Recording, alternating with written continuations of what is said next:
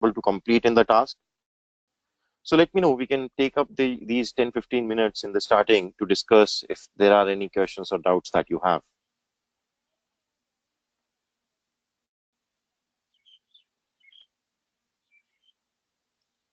Guys, were you able to attempt the task number 2? Sorry, task number 1, which we discussed in the last session as well. Were you able to complete it?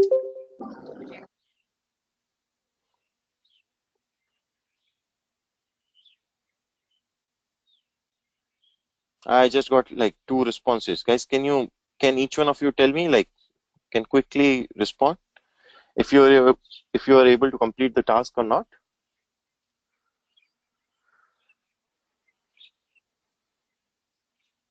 Okay, I got 3, 4 replies. What about other people?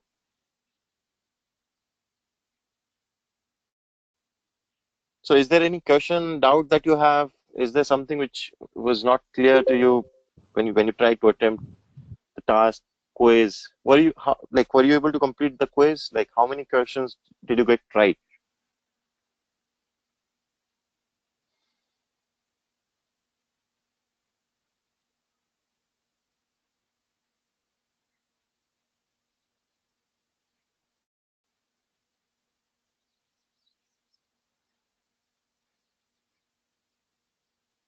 Guys, can I expect quicker responses from your side?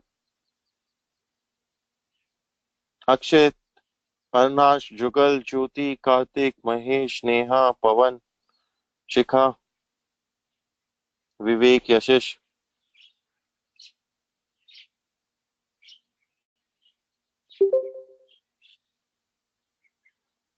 Guys, it's a Sunday morning, I can understand, but I need responses from your side to move forward.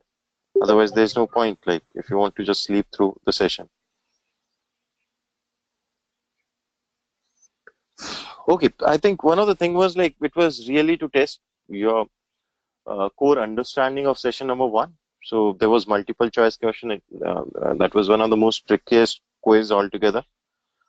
But the idea was for you to go through that quiz, and then if you're not able to find the right answers, if you're not able to have that level of clarity, it was for you to go back to the recording of the session and then try to go through the content where you about which the questions were, so that you get much better fundamental level clarity on those concepts.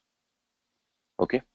So that was the whole point altogether of keeping the quiz the way it was. Now, if there are any questions or doubts that you have, let's say if you tried, attempted a question, and if it's there in your mind where you want more clarity, we can discuss that. So as I told you in the session number 1, the format is that we'll learn few concepts, take a lot of examples based on that. Guys, can you keep yourself mute? Okay, I muted everyone. So the format was taking up a few concepts, then discussing a lot of examples on those concepts, so that everyone can see how those concepts are being implemented by various diverse businesses. And then the quiz and the task was so that to ascertain how much your understanding have built up. And after every session, there's a task that you need to complete. And in the next session, we'll discuss that task in initial 10-15 minutes. So if you have any questions out, if you get stuck anywhere, you can discuss it. So you can write it down, make notes while going through the task or quiz. And these are the only things. I think few of you asked me what additional learnings resources can you get, and then things around it. I think the only thing which is required so that you can do the best out of this module, you can take the best out of this module, is go through the task and quiz. It will take 1 to 2 hours, and that should be fine given that you're attending 3-hour session. So, and then within that as well, we are almost taking up questions and tasks and discussing tasks for almost 1 hour. So Yojana, go through the recording of the previous session, and if you still need help, let me know. But after explaining the task, I need very precise questions so that I know exactly where you need the help. Which step, what are the questions that you have, and where you're getting stuck. So that being said, guys, those who have recently joined in last 5 minutes, guys, let me know if you have any questions or doubts based on the quiz or the task one.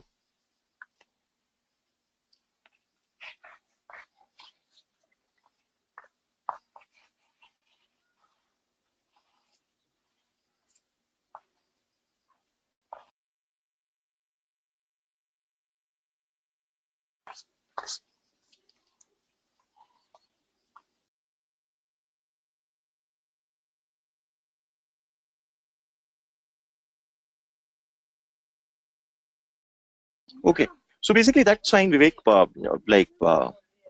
A score in terms of quiz, like those questions were really tricky, but you should go through those questions which you got wrong and just try to understand the reasons and logic out of it, so that you get much better clarity in terms of the concept. Now, coming back to the question that you have, Bhojna, is that in terms of source and medium, that was one of the format that I discussed in the session. Okay, so you can just look at it, try to build it up, and if you have something additional that you want to see, you can complete the task with it. And you will, in the feedback that you will get, will evaluate if your approach was, how much good your approach was. So that will be taken care of there. Style crash block. Like, what do they do? Like, if you want to explain. I'm not able to get the question, Shikha. Like, can you explain what the objective of the blog?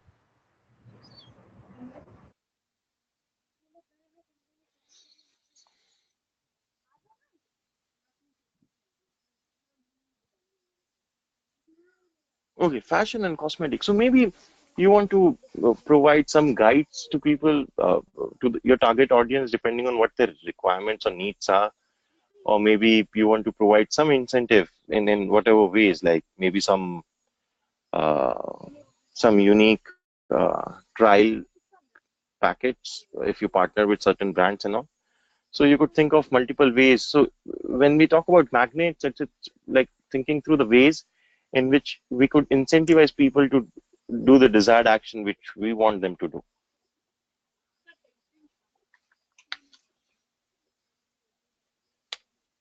Vivek, lead generation and lead nurturing will be discussed in the session number 4. So basically, uh, uh, before that, in terms of landing pages, we'll be discussing that in the next session. In today's session, we'll talk more about audience aggregation, like converting visitors into aggregating visitors so that we can reach out to them. I think we touched upon it in the last session itself when I was giving you an overview. In the next session, we'll learn about landing pages, lead pages, and the last one is where we'll learn about lead nurturing. But lead generation is not a part of it. This particular module, this particular session, will talk about lead generation a bit. Yeah. Shika, in terms of like either ways, like you have to decide, like if at the level of visit only, if a user gets valuable for you, you give the engagement magnet, like you give the incentive, high incentive there. Or if you want to keep high incentive for people who are just aggregating, you can do that as well.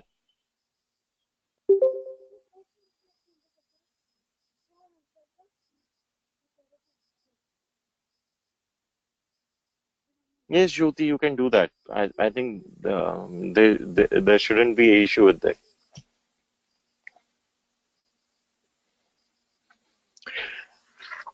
Okay, so now quickly let's do a recap of what we learned in the last session, and then we'll start with learning new concepts with today's session. So in the last session, we started with understanding what inbound marketing is. Now, to get a fundamental understanding, we saw where does inbound marketing fits into the overall digital marketing framework. So we saw like in terms of, just a minute, guys. So we saw in terms of digital marketing framework, whenever you're building up a website or a blog, you have multiple reach building channels through which you can get people to your website. Now, out of the overall people who visits your website, just 2 to 3% converts off, like do the desired action. It could be signing up for a free trial, doing transaction, signing up for your product, or signing up on your form, converting into a lead. So any of the desired action that you want them to do. So basically, we saw that 97% of the people drop off, out of which, when we discussed it further, we saw up to 95% people who are visiting a website are there to research, not to buy. But the thing was like, out of these, 70% will either buy from you or from your competitors over a period of time. And that's a huge opportunity for anyone. So for any business, converting of these 70% people who visited the website were in the research mode, but because of not being able to get the sufficient information, they dropped off.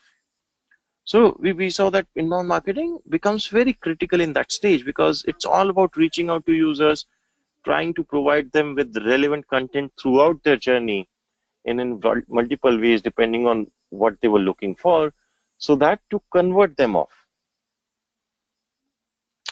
Then we discussed like why it is becoming more and more critical for businesses, because the thing was role of customer in the buying process is changing. Customer is primarily in research mode rather than buying mode, so they're continuously looking for information. So if you see, as compared to 10-15 years ago, today people are consuming information, and then it takes a lot of time, lot of information, based on which people decide what they want to buy, or if at all they want to buy a product.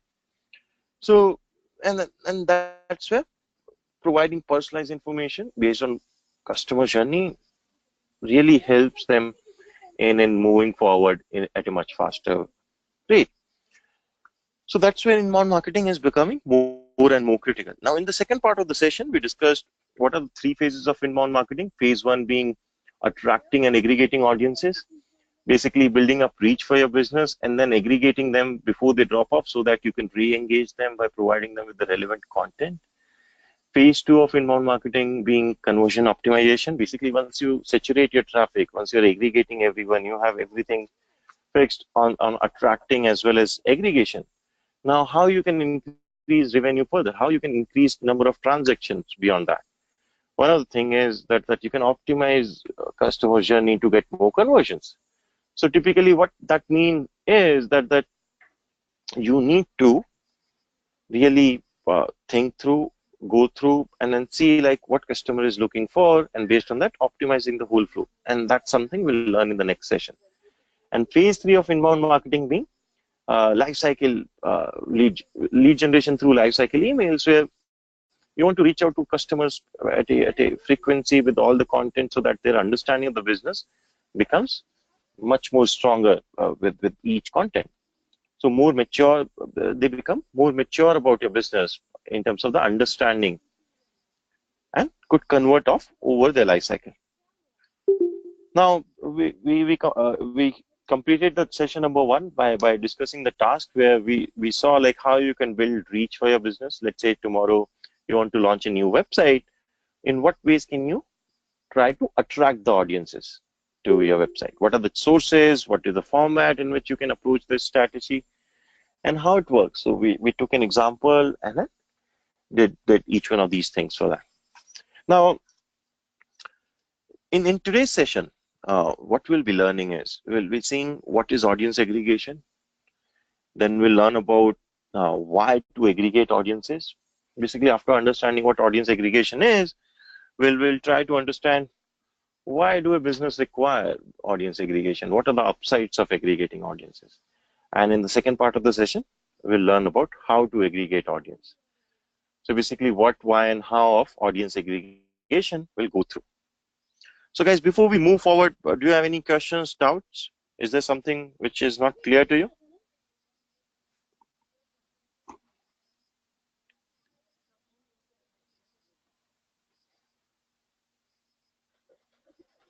So Mahesh, I will take up the quiz question at the end of the session. Just remind me then. Okay. Now let's understand. Like I think in the previous session, just a minute, guys.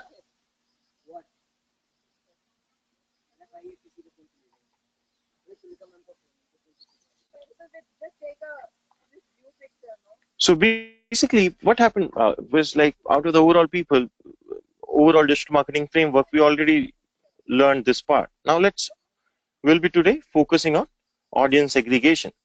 So now, what is audience aggregation? So just to give you a context, like it started with newspaper, practically the way I look at it. So prior to newspaper, what was happening?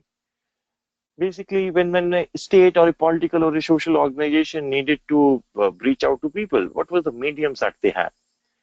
Typical mediums were that they were doing public announcements at public places or distributing pamphlets, and that's all.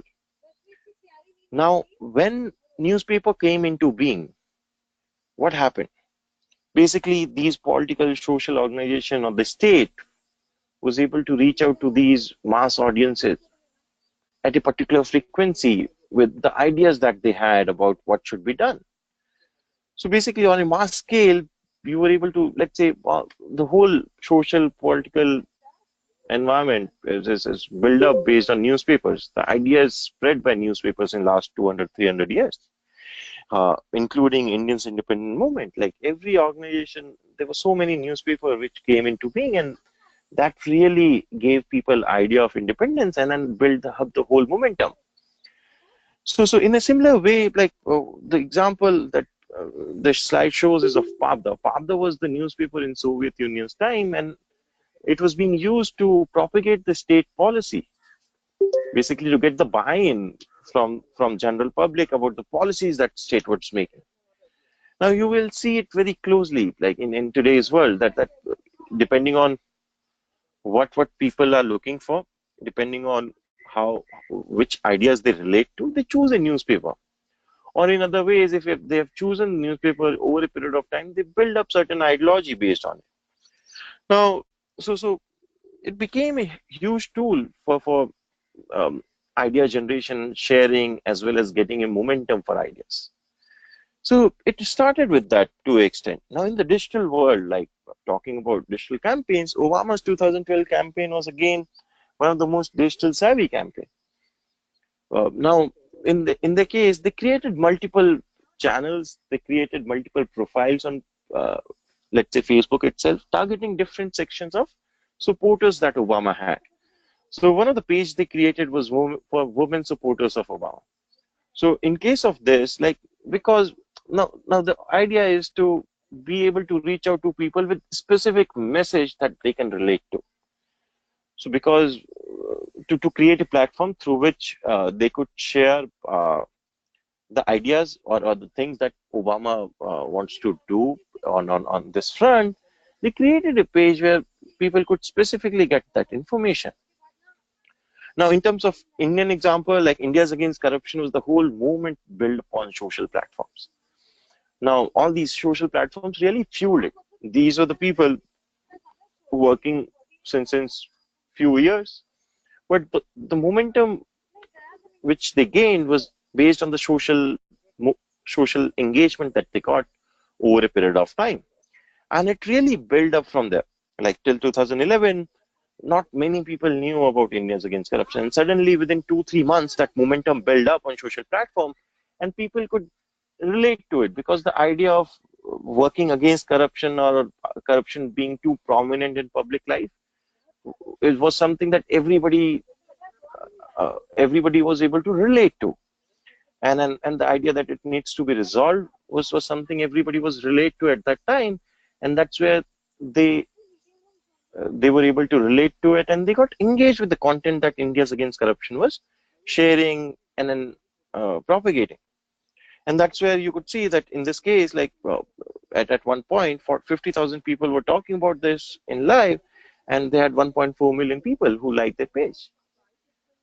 Now the thing is, one of the basic thing is when you have one idea based on which you want to work, people who will be able to relate to it, who buys that idea, will be giving you engagement, will get aggregated with you.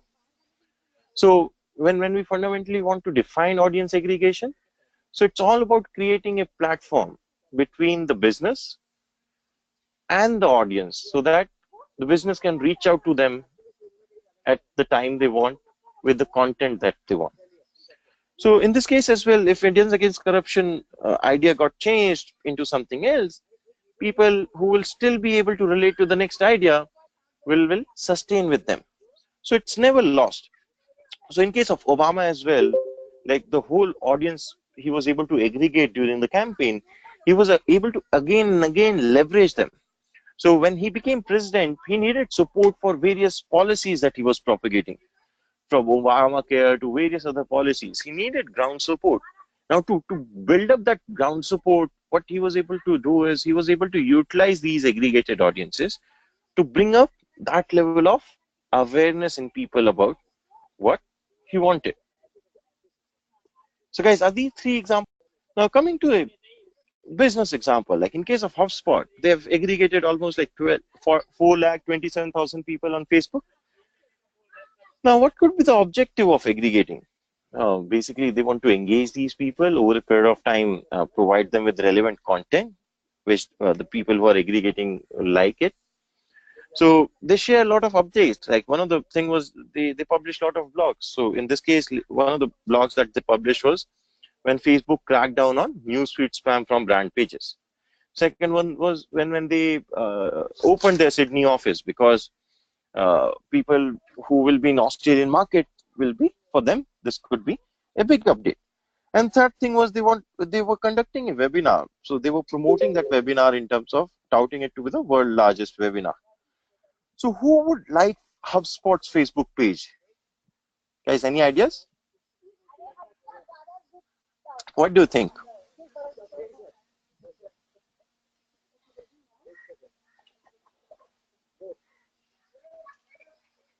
Digital marketers, people, okay. Typically marketers. Now, what will they expect if they like a Facebook page? What do you expect from a brand page? That you will get the content that you could relate to. And that's where, like, because they have aggregated 427,000 people, these are the people who want to consume content around digital marketing, strategies, tools, and techniques. And that's where they will be able to easily get thousands of people signed up for this webinar that they want to conduct. So it becomes very easy. So it provides you with a huge advantage because you have filtered out audiences.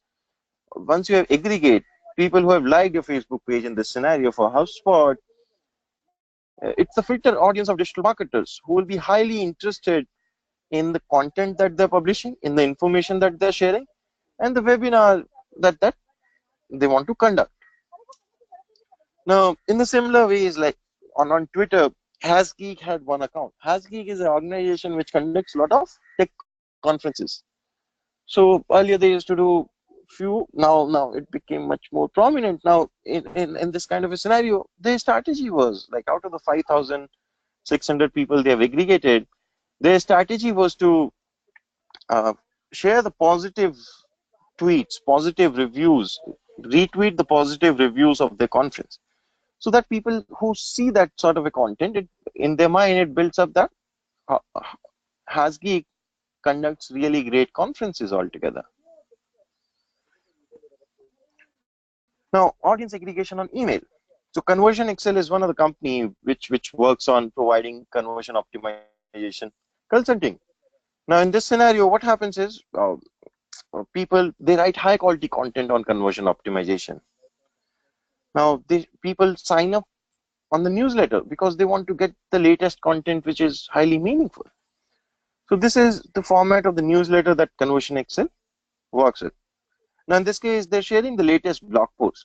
So one of the advantages once you have aggregated audiences, you will be able to easily get the readership for the blogs that you're publishing. For the content that you're publishing, either could be video, could be a webinar, could be a blog post, you will be able to easily get engagement, high level of engagement for all these content, which in other cases would have costed you a lot. Now, second thing is, within the email itself, they're trying to convert off users. So if you see they're talking about serious about increasing conversion, you need to consider this. My recent survey confirmed two things. The most company wants to increase conversion. Most don't know how to do it. We're going to make your life much better. Let us come in, analyze the crap out of your business, plus online presence, and tell you exactly what you should do to get better conversions. So this is something that they're trying to work it out. Like first, to get the readership for the content that they've published. Second, they're trying to convert off, generate leads. So they're fulfilling two different objectives at negligible cost. And these are the people who subscribe to newsletter. So they have very high intent of engaging with this kind of content, very high intent of engaging on the topic itself. So guys, based on these examples, what do you see? Like, what are the advantages of audience aggregation? So I think this all these examples clears and gives you an idea that what audience aggregation is. Now, what do you think are the upsides of audience aggregation? Why should a business aggregate audiences? Can you think of anything?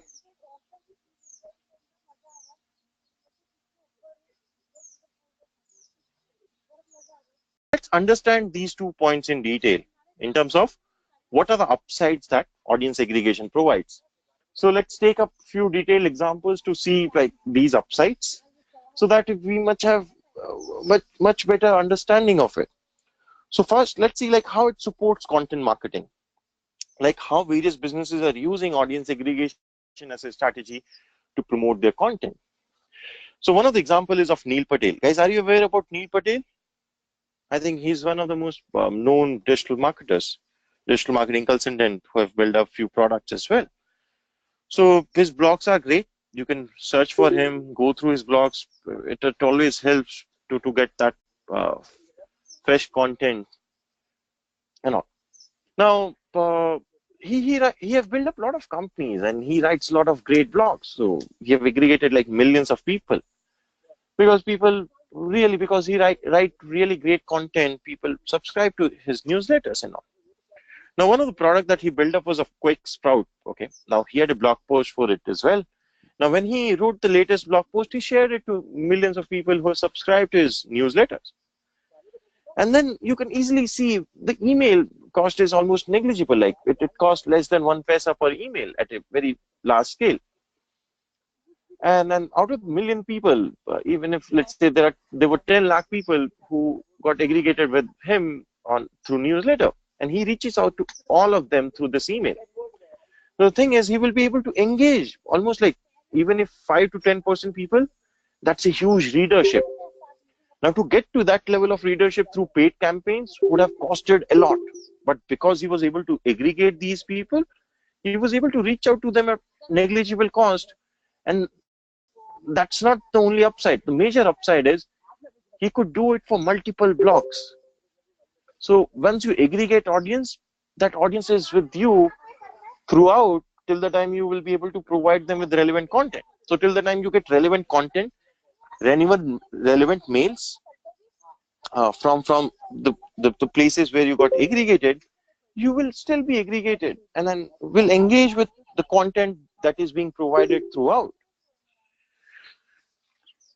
Now, second example is of Kissmetrics. Now, they have more than 1 lakh people aggregated here, like on Twitter. Now, they wrote a blog post on 5 reasons how email marketing crushes social media marketing for B2B.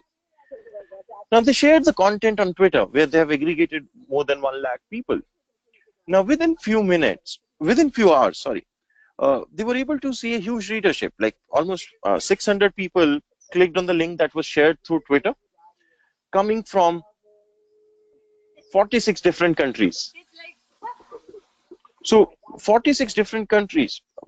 Basically, when the power of audience aggregation in the digital world is such that you can really reach out to diverse people, you can aggregate diverse people and get readership from there. And that's what happened in case of Kissmetrics, where they were able to get 600 clicks within few hours.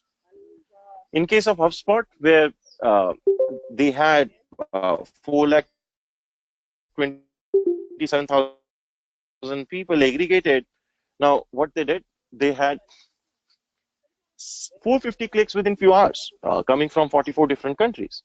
Now, their strategy, like one of the strategy that businesses have is of content spraying. They try to aggregate people across all the social platforms and to maximize the reach across all these platforms and to maximize the engagement. Again on Twitter, LinkedIn, Google Plus, everywhere. Okay, guys, let me check. Is it fine now, guys?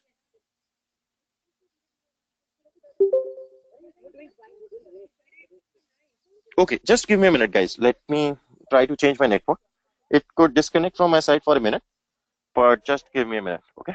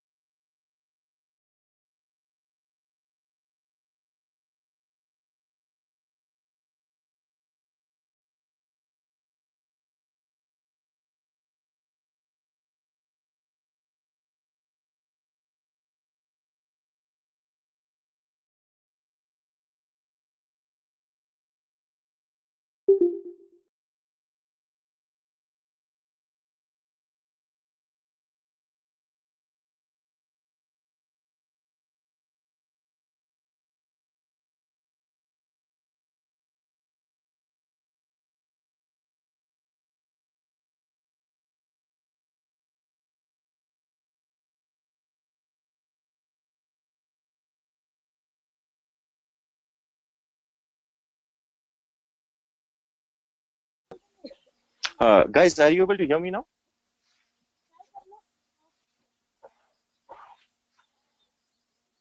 Okay, that's great.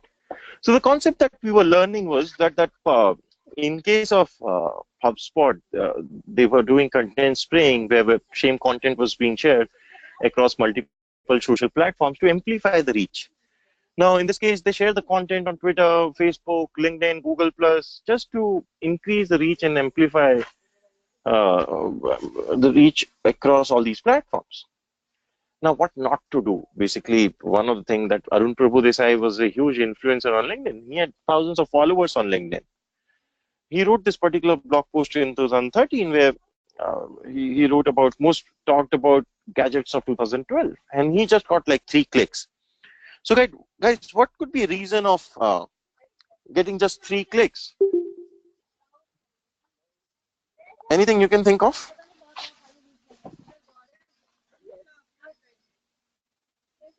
So basically the topic that he shared, like you need to decide on the topic depending on the platform or what type of audience will you get on which platform. So LinkedIn, but nowadays this kind of generic content can get engagement on LinkedIn, but not during that time.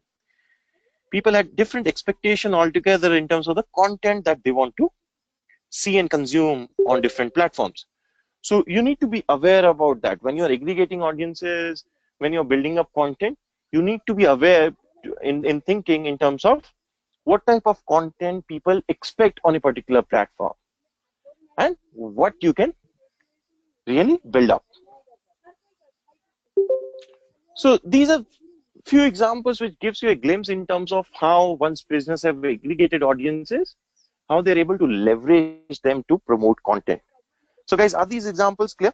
Are you convinced that you need to aggregate audience so that you can promote your content, get huge readership altogether, and reach out to them again and again at almost negligible cost?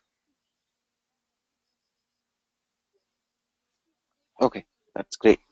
Now coming to the second part. Second upside was that it gives you a platform to engage potential customers over long term. So as I was mentioning in the first session as well, that if you drop off, your journey is over. as a user. But if you got aggregated at a platform, that business could reach out to you and provide you with the right information. That's what we learned when we took the example of Gaadi.com. So once they have aggregated, they could reach out to people, try to provide them with highly personalized information based on the journey and all. Now, engaging potential customers over long term, because audience aggregation provides a platform so that you can reach out to these people. So let's take up examples to understand how various businesses are using audience aggregation as a strategy to re-engage people who dropped off. Now, first of the thing that you need to do is you need to understand the state of potential customer. Basically, the state customer is in based on their journey on the website, based on what people are engaging with on your website, which type of content they're consuming. You need to figure out which stage in their decision making they are. And only based on that, if you provide the relevant content, you will be able to engage people and move them further into their decision making process through this funnel. The bad part is there's a drop off rate at each one of these stages. So out of the overall 100 people that is going into the funnel, just 2 to 3% people converts off. So the thing is, depending on the stage customer is in, we want to provide them with the relevant content to refunnel them into this whole decision-making process. Now let's understand by taking examples to see like how various businesses are doing it. Now to refunnel people, as I was mentioning, that you need to understand the stage customer is in. So there could be different stages. Customer who is in the, let's say you have created a website. Now you need to convince users about using web analytics. Okay. So at the initial stage, you need to convince users about the opportunity that web analytics provides, because people will not be aware about what web analytics is, what can be done through it and all. Then once people are aware about the opportunity that web analytics provides to them, you want to educate them about the product usage. Once they know about your product, obviously they will look out for similar products in the market, and they may have certain questions. So you want to remove barriers from their journey, incentivize usage, reward loyalty, may create sense of urgency, and provide the right trigger purchase action so that people could convert off. So let's take examples on each one of these stages to see like how businesses are trying to refunnel people and how much successful they are in all these things. So first example is on how you can convince users about opportunity. Now this particular blog post is from HubSpot. This was written in 2008. What they're talking about is they're talking about the opportunity of inbound marketing at that time. I think this was the introductory blog to inbound marketing, which was done by a company in a very structured way. And then they built up the whole strategy, technique, and the whole field altogether of inbound marketing. Now, this was just after market crash. They're talking about the last market crash that happened prior to it, where people started in 2001 when the market crashed. Like people began shifting their bucks from display advertising to search engine advertising, because it was much more measurable and targeted than display advertising. And that's the same thing they're saying it's being repeated in 2008, where people are shifting from every other form of marketing to inbound marketing, because that's the way where they could engage customers in a much better way.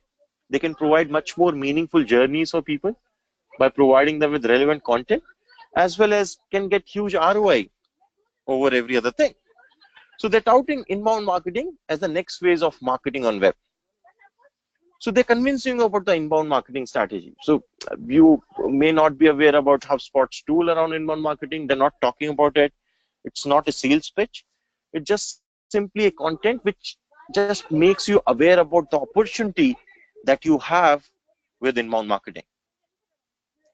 So guys, is this example clear? So when we say convincing users about opportunity, basically people who are in the very early stages who are not aware about it.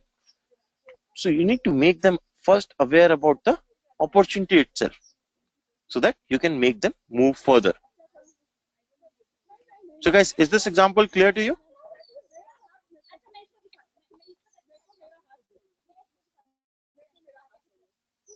Guys?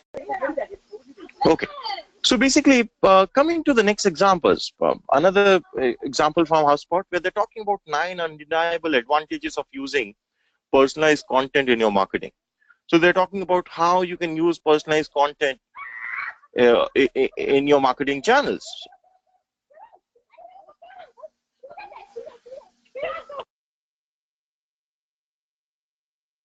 So now coming back to what we were discussing, basically the example was again from HubSpot where they're talking about 9 undeniable in this blog post as well. They talk about what are the advantages that a business gets when they use personalized content in the marketing. Obviously, they have certain tools, products around it, but they're not talking about it. It's not a sales pitch. It's just a blog which makes you aware about the possibility of using personalized content and what kind of upsides as a business you can get.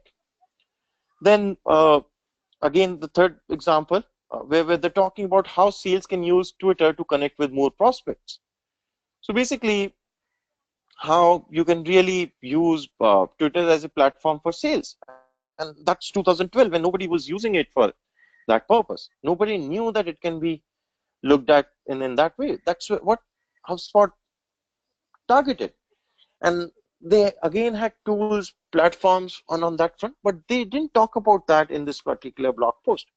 All they did was to make people aware about this possibility.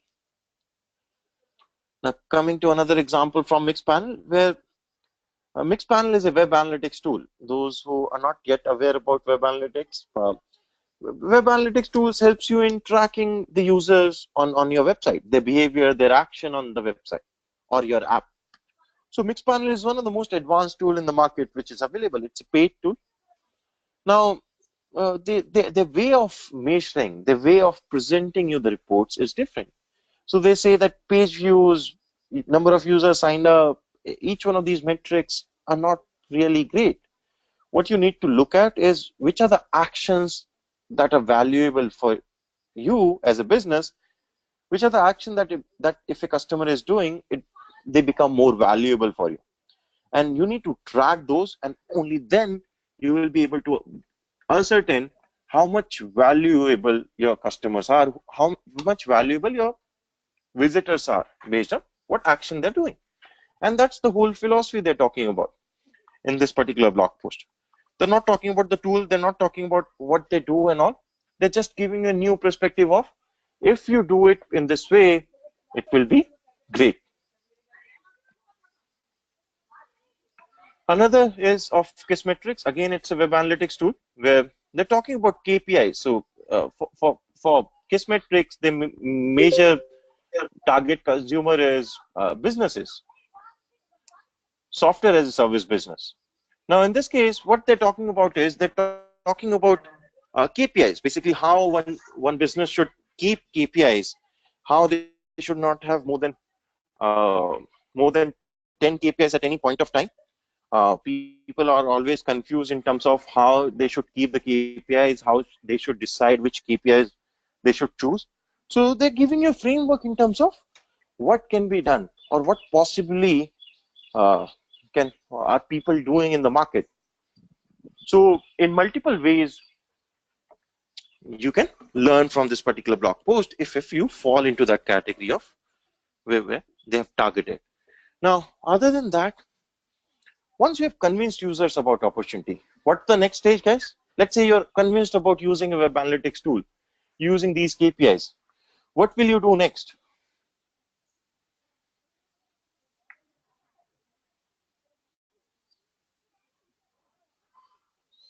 You will have an urge to look out for the tools through which you can do this. Isn't it so? Let's say you got to learn about KPIs and all. Now you will see how you can do it. Which are the tools? Or maybe you got aware about looking at like tracking and understanding your business digital performance in a very different way by after reading this particular Mixpanel blog. Again, you will look out for a tool through which you can do it. Or in case of HubSpot, like you got aware about inbound marketing, you saw a huge opportunity and thought, let's try. Why not look out for how to execute these campaigns? So you will want to know more about the product itself. So educating about the product usage is the stage 2. So here in this case, Kissmetrics is trying to educate you about their platform, where they're talking about the funnel. What are the stages? What are the steps in the funnel that a customer can go through? So they're saying every business also needs to track its marketing funnel. Here's one looks like for a SaaS business. So basically, it's a 4-step funnel and all. So as a business, once you get convinced about KPIs and all, second thing is they're making you aware about one of the basic feature of a web analytics tool, one of the basic features that they provide, that this is how uh, the funnel looks like for a SaaS business. Number of people who visits the website, then sign up, activation of account and bill. Vivek, SaaS is software as a service business. It's the whole industry. Okay. Now, in this case, like they're giving you a sample case for it. So that gives you visibility in terms of this is how you will be able to track customers' movement from one step to another. And based on that, you will be able to do multiple things. And that's what they're making you understand through this particular blog post. Now, next part was where they're talking about 33 examples of dynamic tags to personalize your email send.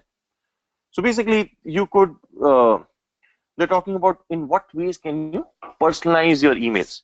What are the possibilities? So they're giving you 33 examples. So after convincing you about the opportunity that you have as a marketer of using personalized content, they're giving you multiple examples to make sure that you understand how it can be done, or what are the tools through which it can be done. In case of Mixpanel as well, they're giving you a glimpse in terms of how you will be able to see what quality of traffic is coming from which source day over day, and through which you will be able to compare it as well in real time.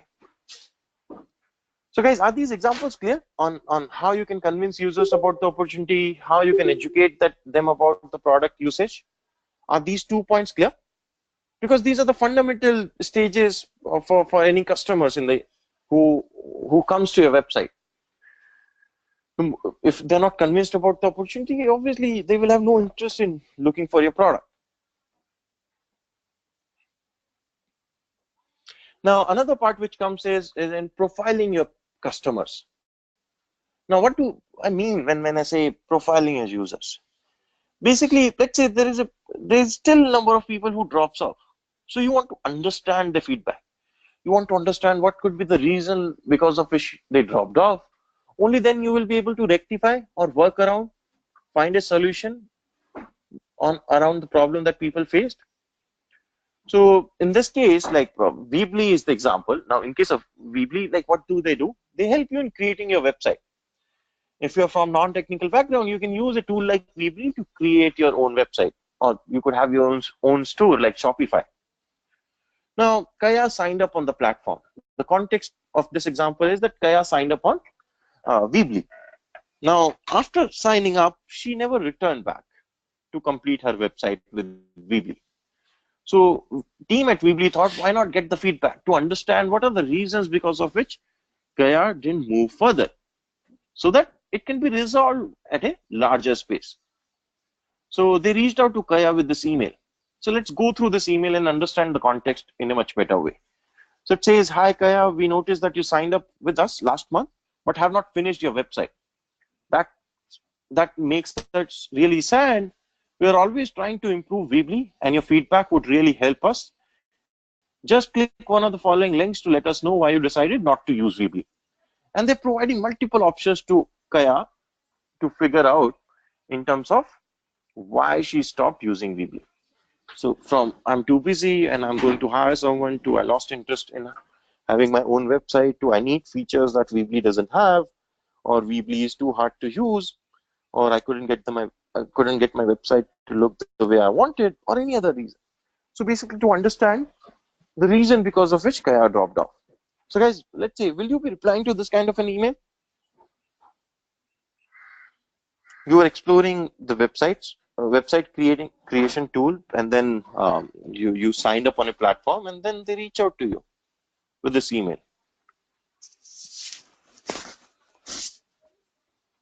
Okay, one might reply. Okay. So there will be a set of people who will reply. There will be a set of people who will not feel engaged with this kind of email. They don't provide feedback or not. That's fine.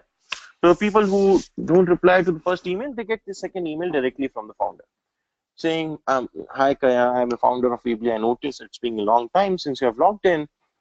Now, what the purpose of the second email? It's just to make sure that customer understand how much valuable their feedback is, and that this company really cares about getting the feedback. And that's what this second email is doing. And thus, it will improve the response rate. There will be a set of customers who will respond to the first email itself. Now, out of the people who will not respond to the first email, with the second email, it will increase the response rate altogether. Now, based on the responses that they will get, they can improve their communication, they can improve the product, and thus helping other customers in the whole process of moving further with Weebly. So is this point clear, guys?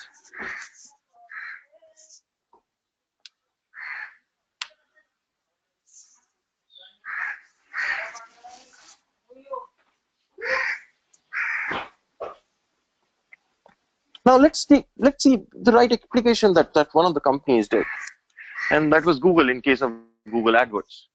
Now what do? Basically, they were in the similar scenario where a lot of people were signing up on Google AdWords, but were not starting their first campaign. And that have been the case in, let's say, 2008 to 11, 12. Now, they did a lot of survey to understand and see, like, what are the reasons, what are the possible things that they can do to improve the usage of Google AdWords. And they saw that if people start their first campaign, people will sustain the campaigns because they could see the, the the positives of using Google AdWords to promote the business. So creation of first campaign was a huge burden. So that's the feedback they got, and they created the whole service. So now you know that if you have signed up on Google AdWords, within few days, if you haven't started your first campaign, you receive the email that you can see on my screen, which says that hello from Google, we noticed that the AdWords account you created last week haven't started running ads. And they give you incentives, they give you a service through which their team create your first campaign, set up the account for you, create ad copies, makes you understand how you can select keywords and all. So they take care of setting up the first campaign for you. And then this really removed barrier. So only when you will profile users, only when you will try to understand users and try to profile them, then only you will be able to remove barriers from their journey. And that's what Google have done, and they saw a huge upside. Nowadays, they stop completion of sign up if you don't start your first campaign, at least not if you don't put up the billing details. Earlier, it was not the case. People could sign up without even starting the first campaign or creating the first campaign or setting up the billing. Now they've made it compulsory, but it has been like that for almost a decade. So removing barriers is something which will really again push the whole conversion to a different level that you're getting from your campaigns. So guys, is this example clear on how you could remove barriers?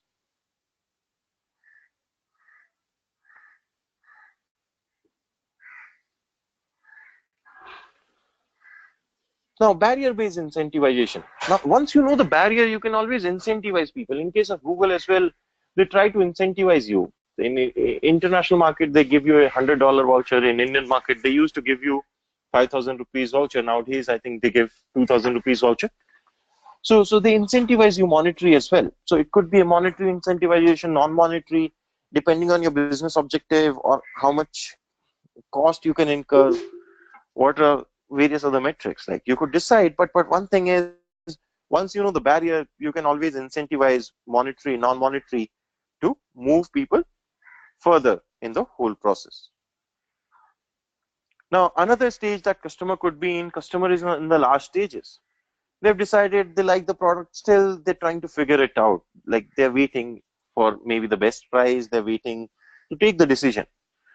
Now, the thing is, there's this huge concept of creating sense of urgency to really convert of people who are sitting on the fences of their decision-making process.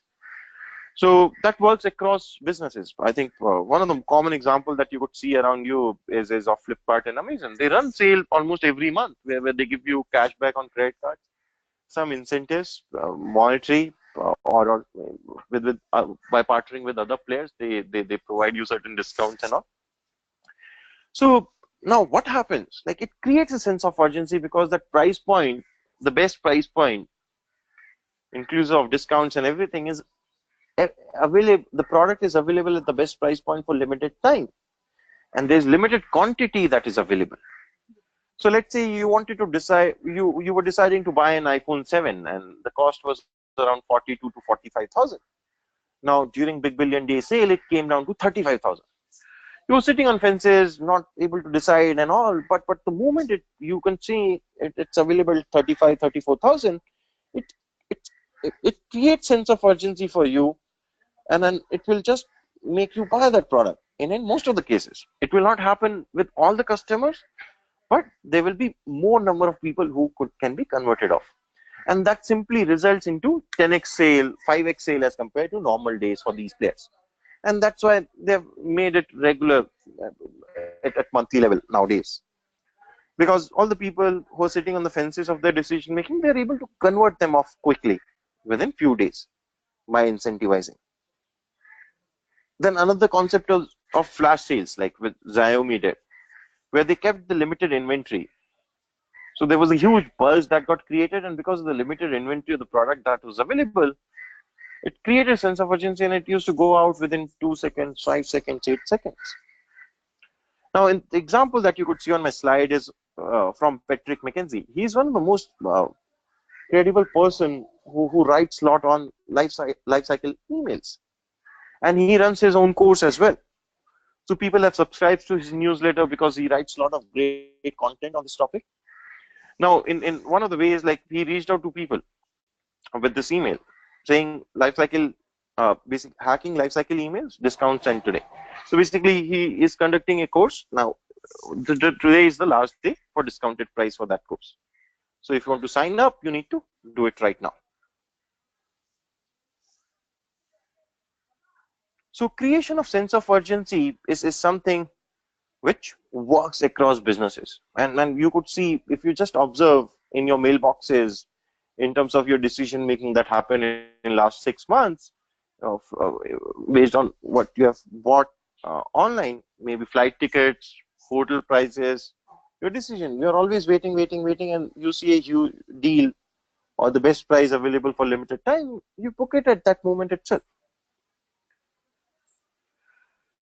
Now, the last part is providing a right trigger purchase action. Now, how to make the purchase action much more stronger. How to increase the proposition there. So, for one example is of Unbounce. Unbounce is a landing page creation tool. Now, you understand that a non-tech person coming from non-tech background could create a landing page using Unbounce as a tool. And you could do A/B testing, you could do a lot of conversion optimization as well with this tool. Now, they would have simply said, while putting in the call to action, that start your free 30-day trial. But they've increased the content here saying, want higher conversions? Create an A/B test high converting landing pages. Start your 30-day free trial. And that makes it much more compelling as a proposition for a customer who is going through, who wants to decide. It becomes much more compelling. Guys, do you agree? Like, rather than just reading through at somewhere on the web page that start your free 30-day trial, this particular call to action make it much more compelling case as compared to that.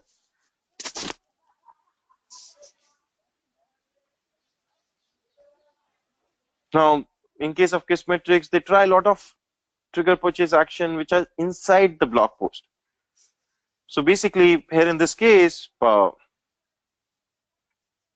talking about clicking to try the Kissmetrics. So there's no better time to convert off a user or to make customers sign up than when they're reading through the blog page or when they've just read through the blog page, because that's the time people are going through your content. That's where it shows that they're interested in the topic that you're talking about.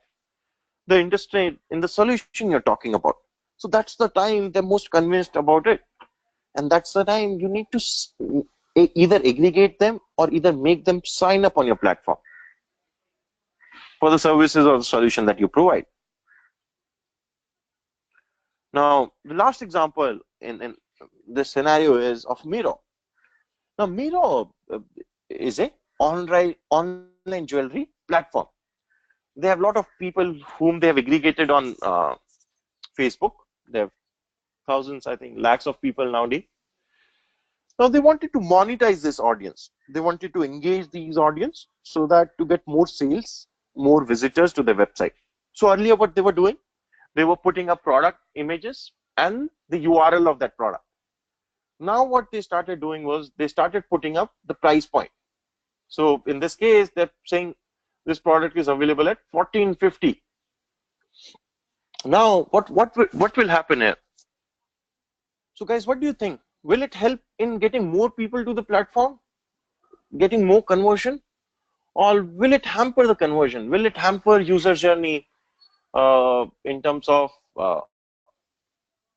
going forward? What do you think, guys?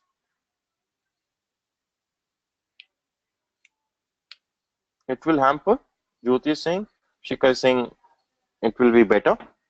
What about other people? Guys, can I quickly get responses from each one of your side? It will increase engagement and sales too. And why do you think so? Why do you think it will hamper? Why do you think it will make easier for making decision? It will make easy case for making decision for customers.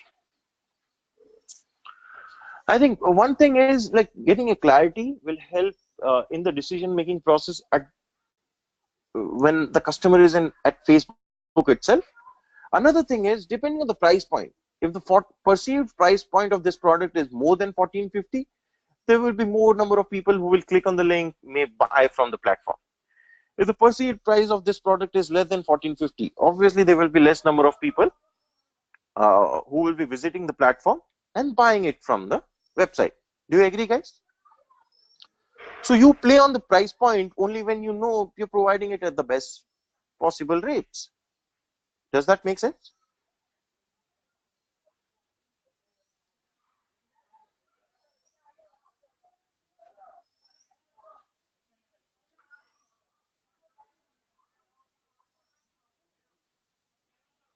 So does this give you an overview in terms of why a business should aggregate audiences? First, we gone through the examples on how audience aggregation provides you the base set of audience to promote content, and how it provides you the platform to engage potential customers over long term if they're not ready to buy yet. Basically, it gives you readership for the content that you're publishing. Simultaneously, it gives you an opportunity to convert of these people who drops off. Usually that thing can be done, but we were just seeing one scenario and then what could be the effect of it.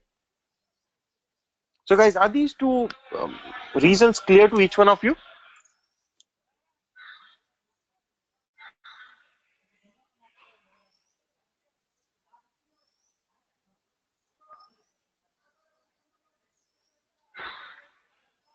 Now, now after learning what is audience aggregation, why should a business aggregate audiences? Let's learn about how to aggregate audiences. What are the channels that are available? How to select among all available channels? What are the tools that are available to aggregate audiences? And what can you do really? How to create an integrated strategy to aggregate audience as well as engage them? So this is something we'll learn in the second part of the session. So let's take a break. I think we should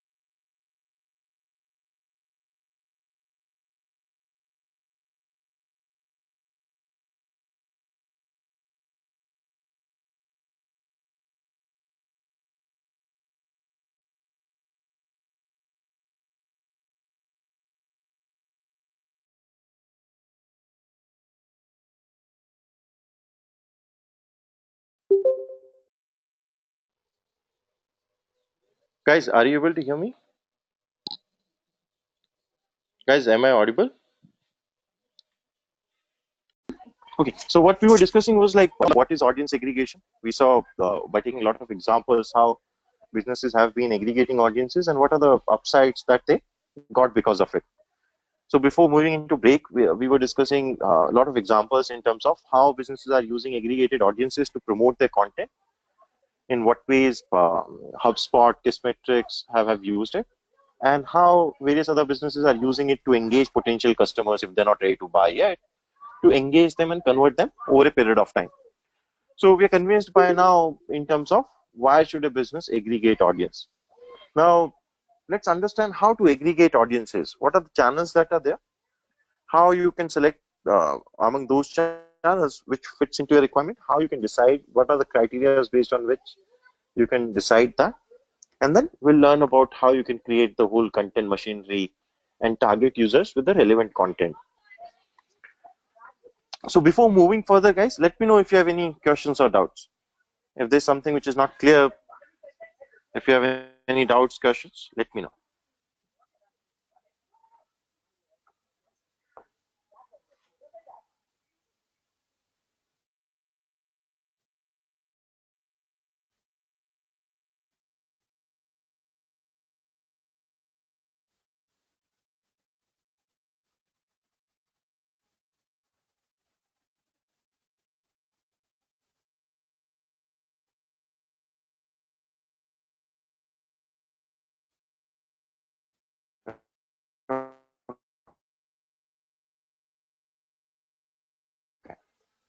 So basically, when we want to aggregate audiences, these are the 6 steps that you need to go through. Uh, is which you provide and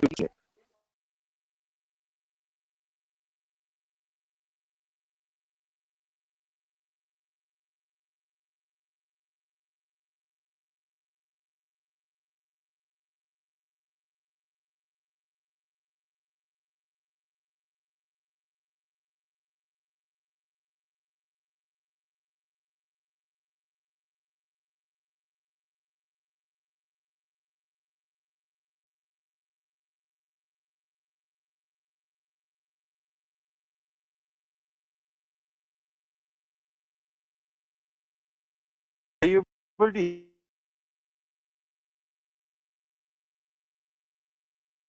hear me now?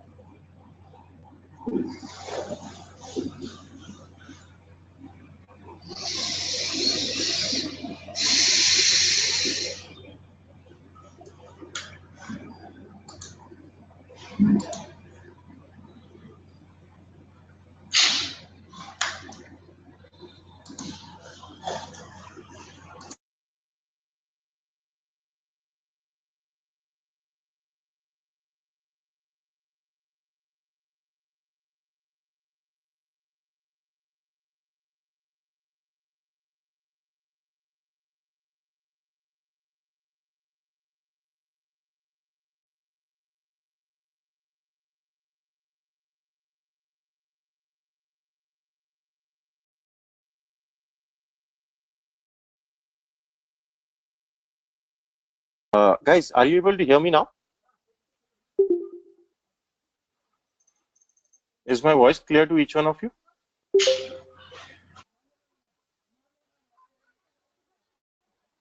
Okay, that's great.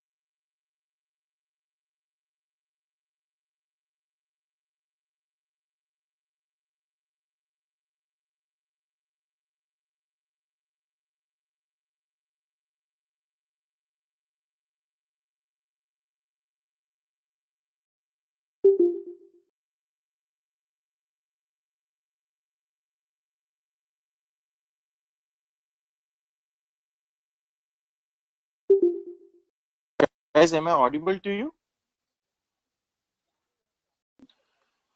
So first step is selection of distribution channel. Now, what are the distribution channels that are available for you to aggregate audiences?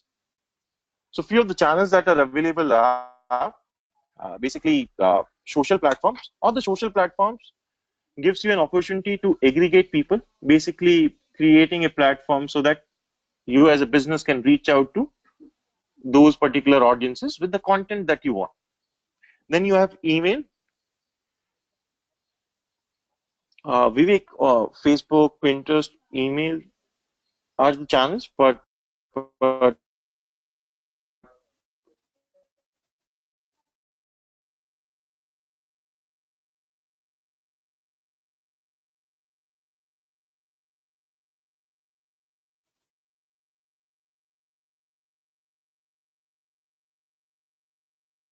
Shekhar said Google search. Google search is not a audience aggregation channel. It's a discovery platform. You don't aggregate in stage. You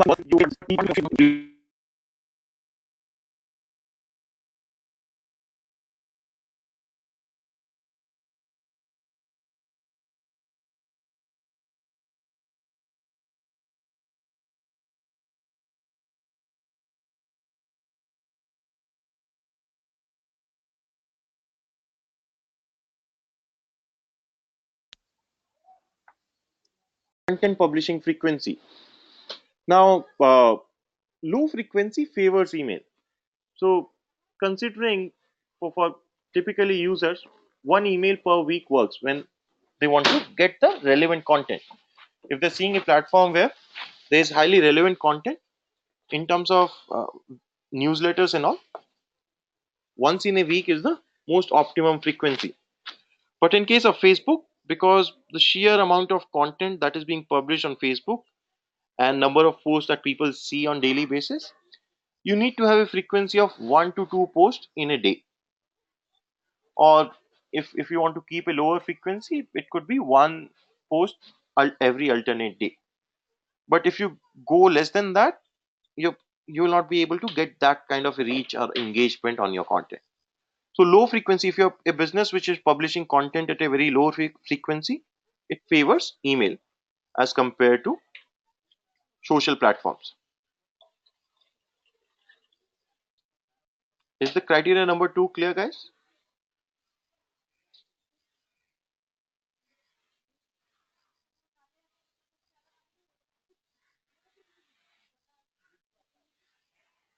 Okay.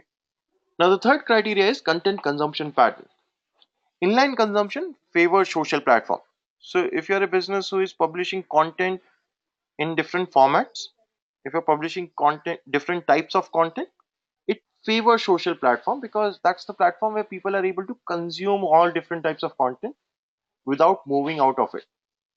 So in case of email, let's say if you're publishing different types of content, if you're publishing a video, blog post, case studies and all, people will always need to go to a third party platform to consume that content. So it creates one or two more steps in, through which people will need to go through if they want to consume that content. So if you're publishing different types of content, social media platforms are the platforms that are the channels through which you need to aggregate audiences. Is this criteria clear, guys?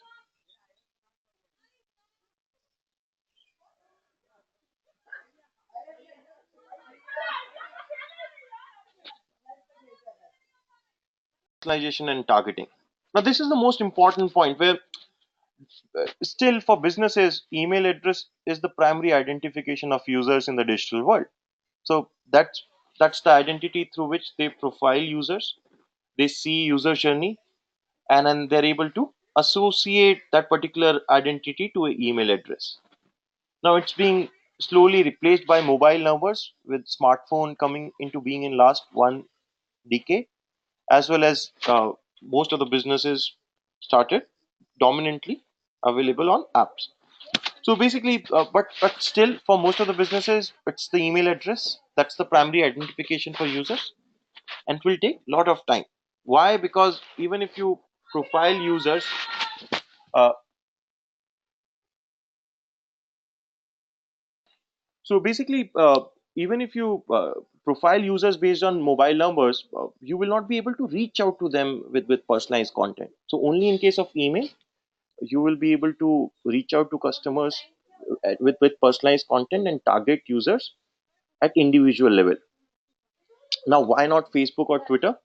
Even if you're able to profile users, so even if you're able to profile users, you will not be able to target them individually on Facebook or Twitter.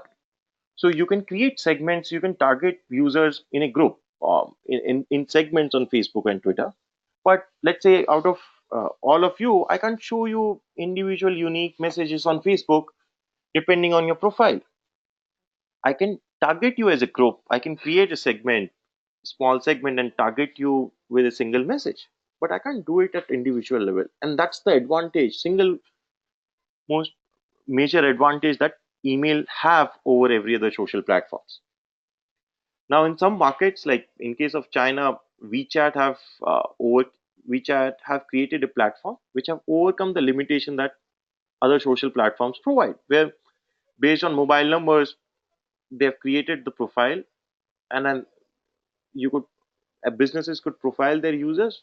Not only that, but also they can reach out to users through their mobile numbers through WeChat, and that's what WhatsApp is trying to do. And then we will have to see like if they are successful over next 1 year in doing that. Where if you're able to profile users based on their mobile number, you can personalize and target them at individual level through a platform like WhatsApp. Now, the last criteria is channel stability. Now, in case of email, it's a very open channel where the technology is as such that you could build up your own email infrastructure. All the big companies, e-commerce companies and banks have their own internal email infrastructure. So you could build that up, or you could subscribe to a third party solution.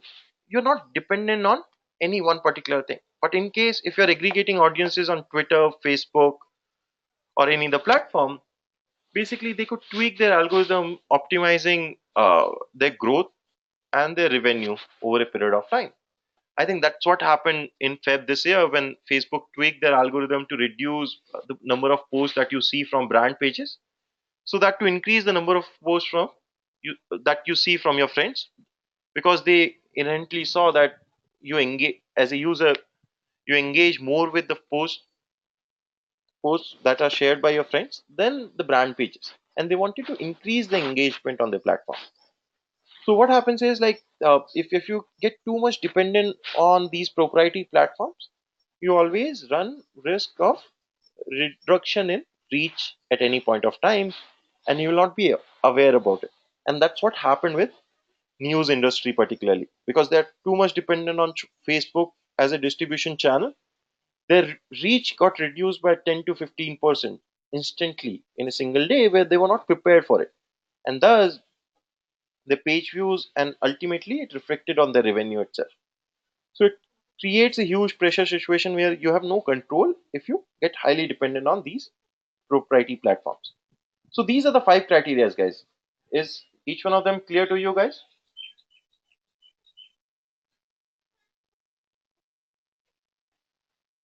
Guys, are these 5 criteria clear in terms of how you can select a distribution channel?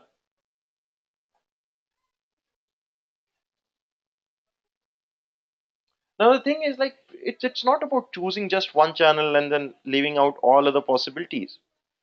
Uh, for most of the businesses, it makes sense to be present on all these platforms.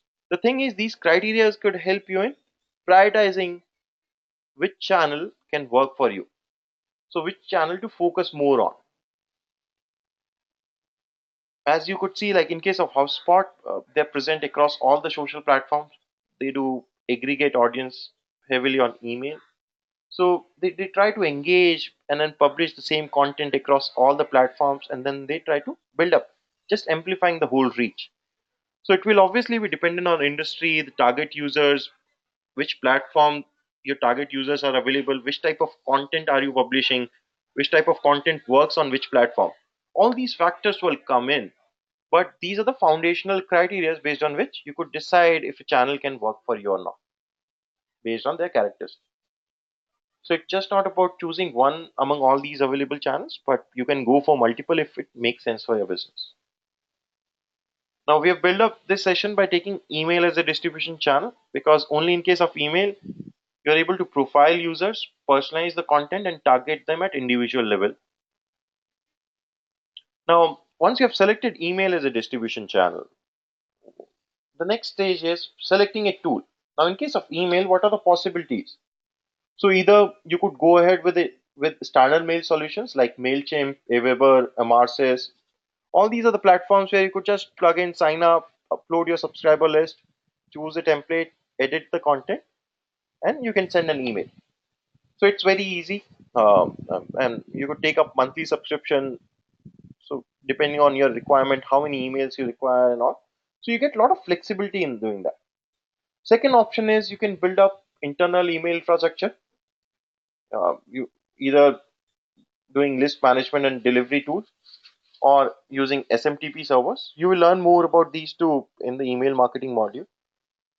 So either you could build up internal email infrastructure or go with standard mail solution. So it makes sense if at a large scale it becomes cost effective if you build up internal email infrastructure.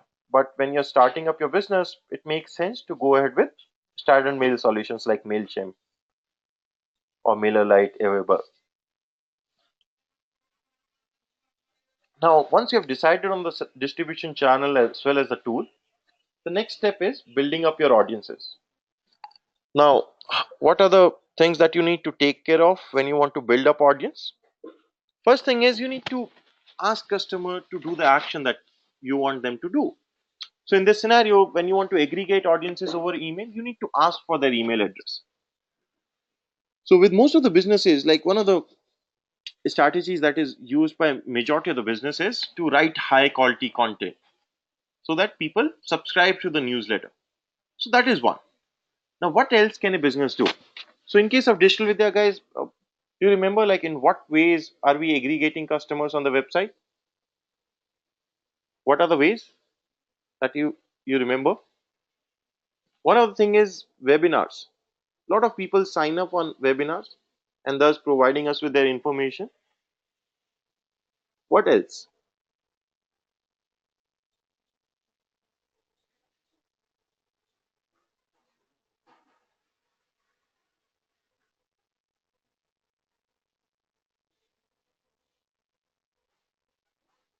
Email is obviously there.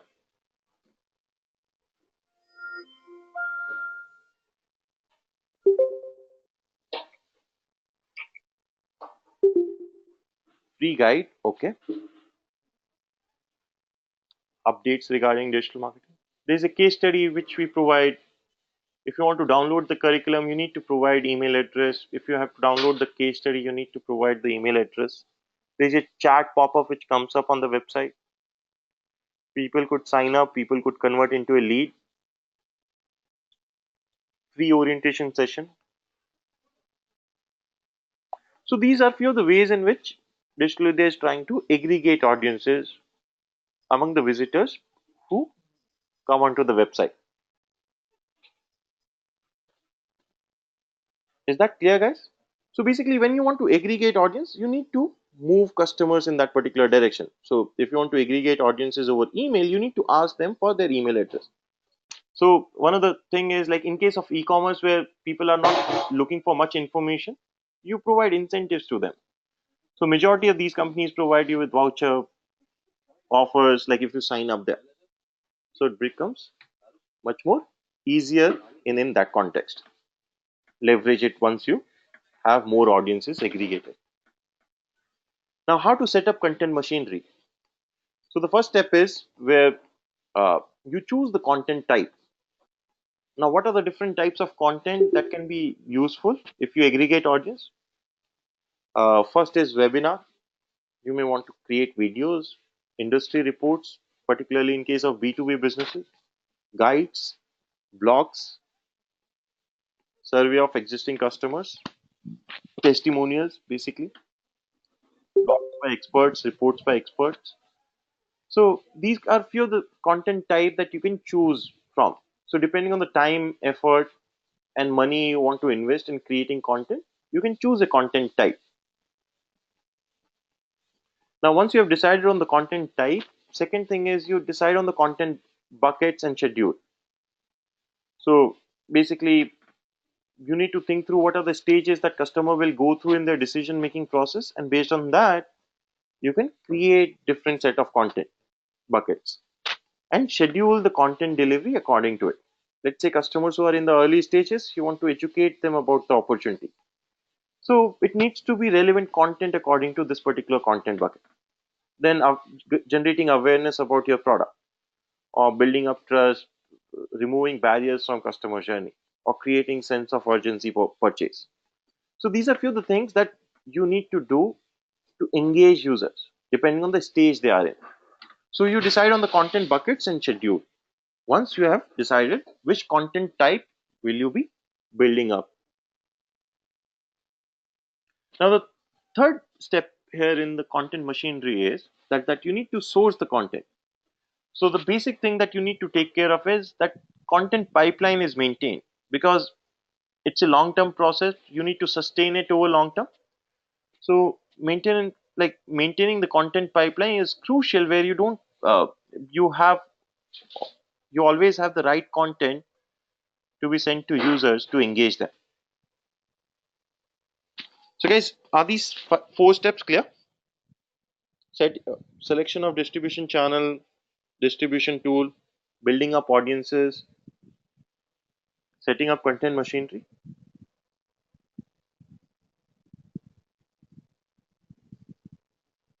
Guys, are these steps clear to each one of you?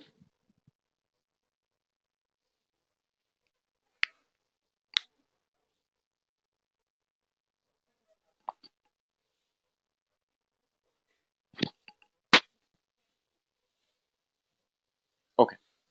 Now, the step number 5 is planning the customer journey. Now, basically, you need to determine your customer life cycle so that you can model your typical customer journey and plan your actions according to it. So, one of the easiest way to do that is just putting yourself in customer shoes and seeing like what are different actions that you would have taken throughout the whole journey. And depending on which stage you could be in or what action you're performing, what can be the next question that may be in your mind, so that you can send the right content depending on what action customer is performing. So basically you need to create model customer journey. Now it could be a linear journey, it could be a start conversion funnel altogether. Like in this case for the newsletter conversion excel, what they were doing was there was a blog link, basically content link call to action through which customer could come onto the blog, go through the content if they're interested in the topic. Or second was lead generation call to action through which customer could directly come to the website and convert into a lead. Now if people go to the content page reading the blog post, again on that page there is a lead generation call to action trying to convert customer into a lead. So this was the newsletter that we discussed earlier. So basically here in this case, what happened was like there was a latest blog page that they share through the newsletter. And in the second part of the email, they were trying to convert of user into the lead. Now, in case of digital Vidya as well, like for webinars that we conduct, like it's a multi-stack conversion funnel. Guys, are you able to see my screen? And during the webinar, obviously, we try to convert you, create this model customer journey. Because if you're able to do that, you will be able to segment users, you will be able to create right segment and target these users with relevant content. Now, in case of webinar invitation email that we send to users, like it's customized for various segments, like it's customized for subscribers that we have, then leads that we have, pre-subscribers, and then we work with a lot of email partners. They have their own audiences, they've profiled them in various different ways. So for each one of those segments, we try to customize the webinar invitation email. So you must have received webinar invitation email from Digital Vidya depending on your profile or which segment you fall into. So for each one of these segments, there was a customized webinar invitation email that we sent. So once you are able to create model customer journey, you are able to profile users.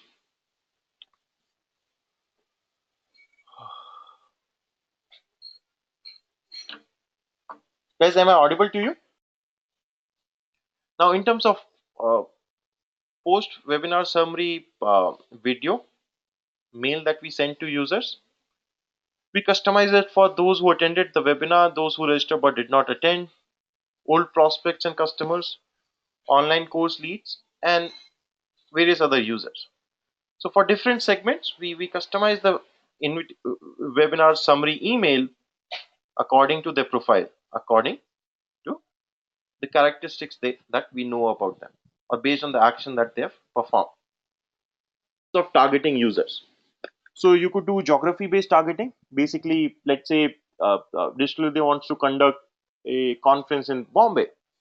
So we could simply, among the aggregated audiences, we could simply pick out those who are in Bombay. Or let's say we want to focus more on overseas to grow in next 1 year. So we could just reach out to the segment among the aggregated audiences which qualifies for that criteria.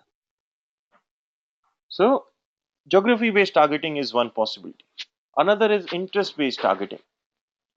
So basically, based on the action, based on the characteristics that people have, uh, you understand what kind of interest they may have, and you can target. Certain people are more inclined towards learning social media marketing. Other people are more inclined learning web analytics. So depending on what action they have performed, what all of the pages that they have visited, how much time they have spent, you can target them based on interest. Basically, let's say next week we will be conducting a webinar on social media marketing. So all the people who were interested, who have shown interest based on their journey on the website, we could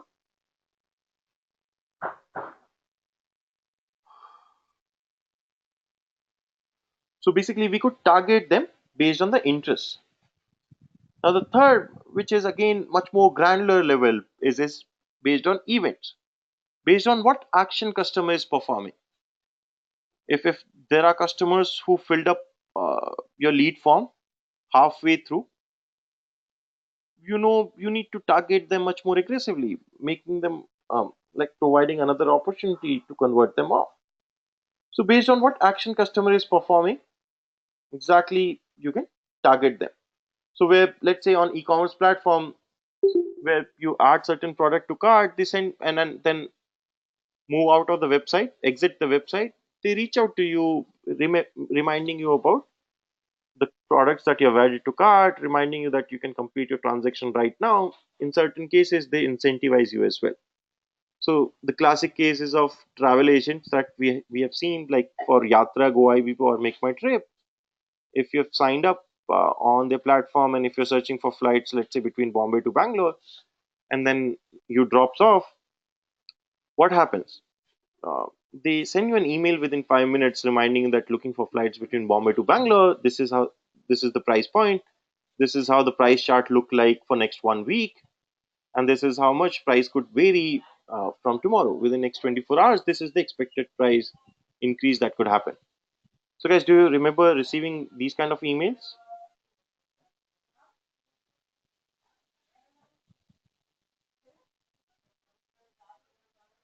Guys, do you remember seeing these kind of emails? So basically, these are event-based emails that you receive, event-based targeting that happens. Now, same thing depending on what product you are looking for, e-commerce companies try to remarket you or reach out to you through emails. So these are few of the possibilities in terms of targeting and segmentation.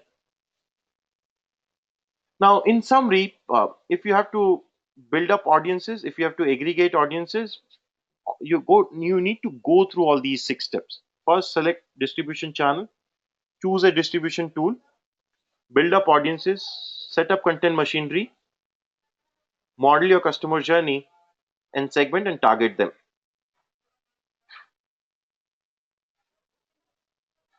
Pawan, when you aggregate customers, you ask them for their information. In case of B2B, you know that they ask you for a lot of your information.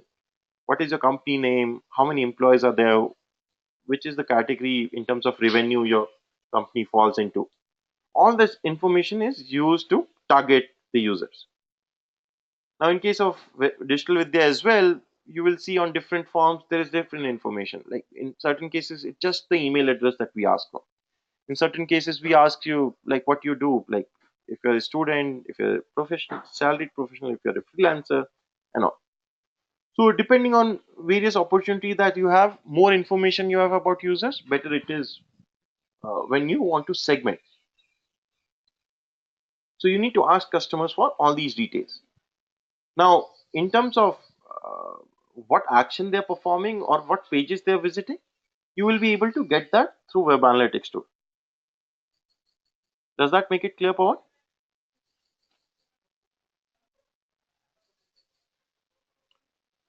Understanding what conversion optimization is, how you can create much better flow for users on your website, what are the steps through which you can create conversion oriented landing pages.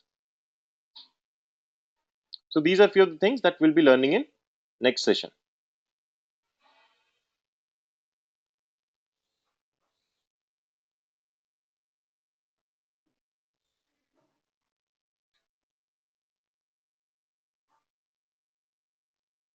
So endpoint is what you want to achieve, Pawan. Do you want people to sign up for your course? Do you want them to do transaction? Do you want them to convert into a lead? Like what is your objective? Your starting point is from what time you will be starting the nurturing process. And the end goal is at what time or at what stage will you stop the whole process. Does that make it clear, Pawan?